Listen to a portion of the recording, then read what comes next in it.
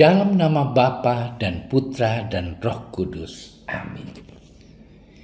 Ya Bapa, Tuhan langit dan bumi, kerajaan-Mu Kau wahyukan kepada orang kecil dan rendah hati. Berilah kami hati yang terbuka bagi kehadiran dan kekayaan-Mu yang terpantul dalam kitab suci, dalam alam semesta, dan dalam hidup kami. Inilah permohonan kami demi Kristus, Tuhan dan Juru Selamat kami. Amin.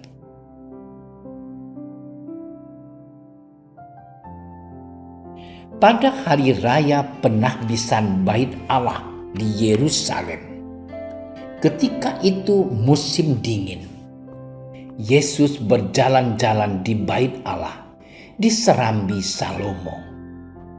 Maka orang-orang Yahudi mengelilingi dia dan berkata kepadanya, "Berapa lama lagi engkau membiarkan kami hidup dalam kebimbangan?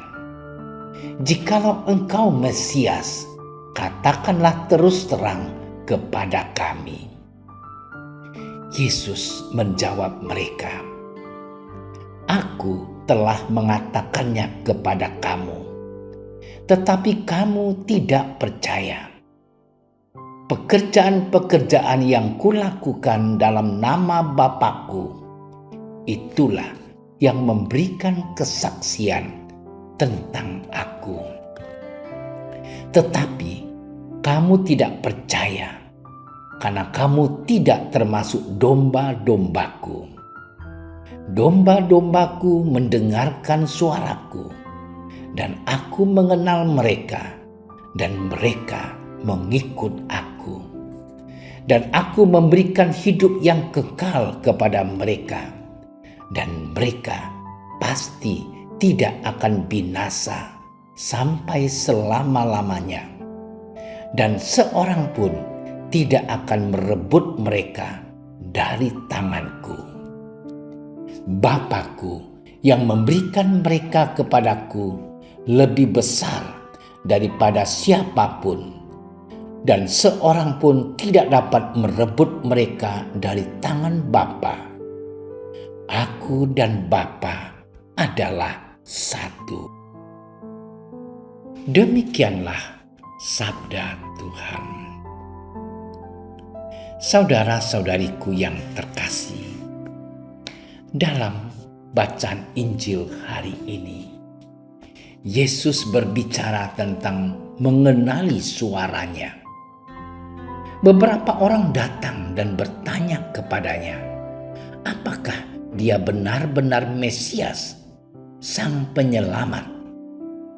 Yesus menjawab dengan mengatakan bahwa domba-dombanya mengenal dia. Di sini dia pada dasarnya mengatakan bahwa para pengikutnya menyadari pentingnya siapa dia, tetapi yang lain melewatkannya. Para pemimpin agama dan umatnya tidak mengerti siapa gereja.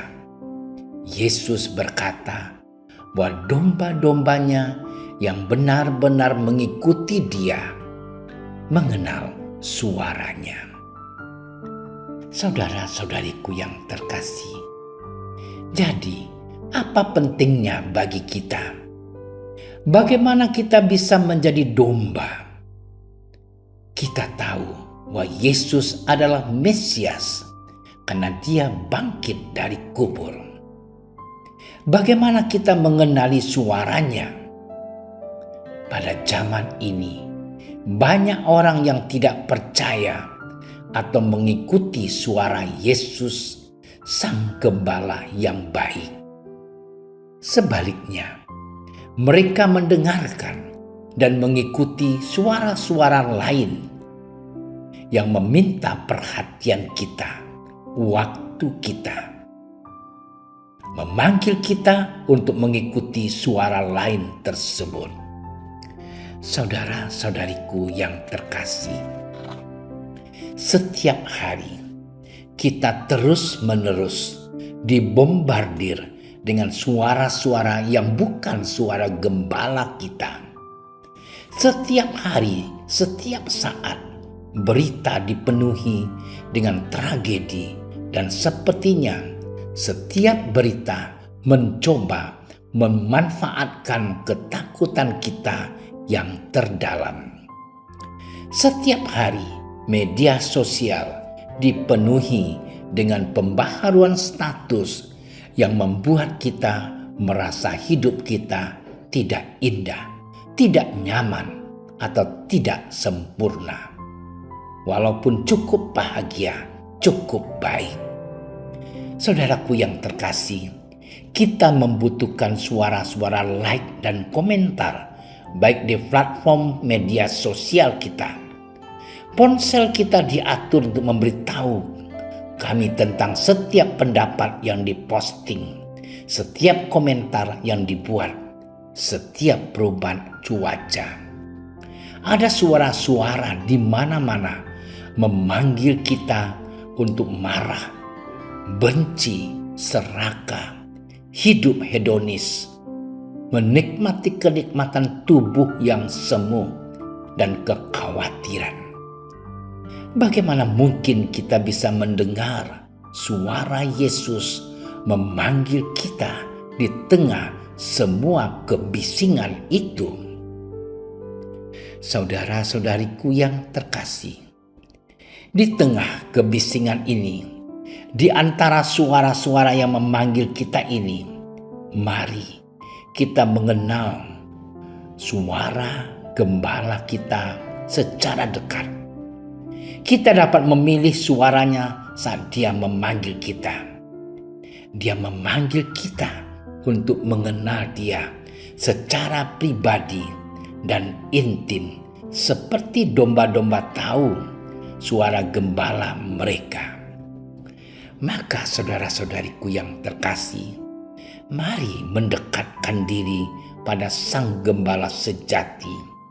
Hidup bersamanya, tinggal bersamanya, sehingga suara gembala yang manis, lembut, penuh kasih, penuh belas kasihan itu yang mengantar kita kepada suara gembala yang sebenarnya dapat kita kenal, agar kita tidak jatuh pada suara kesesatan yang membawa kita kepada jurang dosa. Tuhan, semoga kami dapat mengenal suara-Mu dalam kehidupan kami sehari-hari. Mampukan kami untuk mendengar suara-Mu yang penuh belas kasih di tengah-tengah gemuruh dan kebisingan suara-suara yang ingin menyesatkan diri kami. Sebab Engkaulah Tuhan dan Penyelamat kami. Amin. Kami berdiri di hadapan-Mu, ya Roh Kudus. Pada saat kami berkumpul di dalam nama-Mu, bersama-Mu sendiri yang membimbing kami, membuat diri-Mu nyaman berdiam di hati kami. Ajarilah kami jalan yang harus kami tempuh dan bagaimana kami harus mengikuti jalan itu. Kami lemah dan berdosa. Jangan biarkan kami mendukung kekacauan. Jangan biarkan kebodohan menuntun kami ke jalan yang salah. Jangan pula keberpihakan mempengaruhi tindakan-tindakan kami.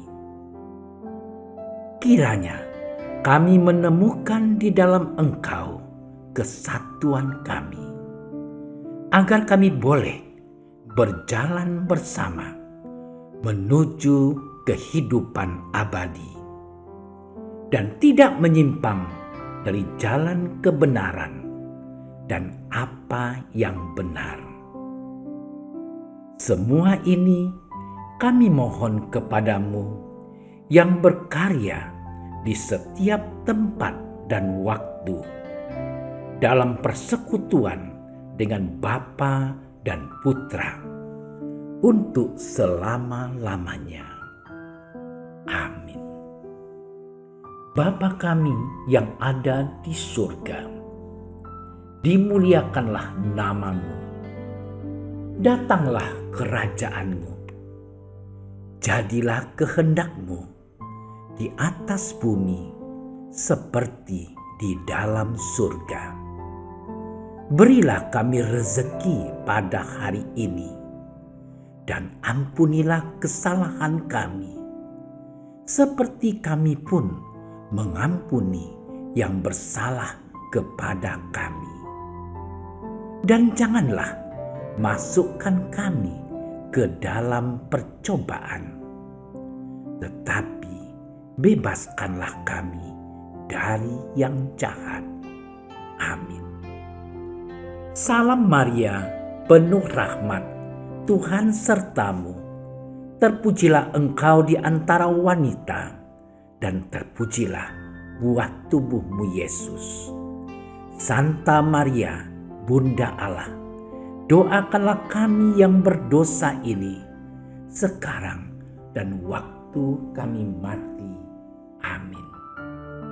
Kemuliaan kepada Bapa dan Putra dan Roh Kudus, seperti pada permulaan, sekarang, selalu, dan sepanjang segala masa.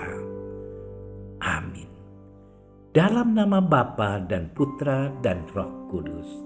Amin. Terima kasih sudah menyaksikan renungan hari ini. Jangan lupa like, subscribe, dan aktifkan tombol loncengnya agar Anda yang pertama mendapatkan notifikasi updatean renungan harian dari Komsos Keuskupan Padang. Dan bagikan ke sosial media agar saudara-saudara kita dapat mendengarkan dan merenungkan firman Tuhan.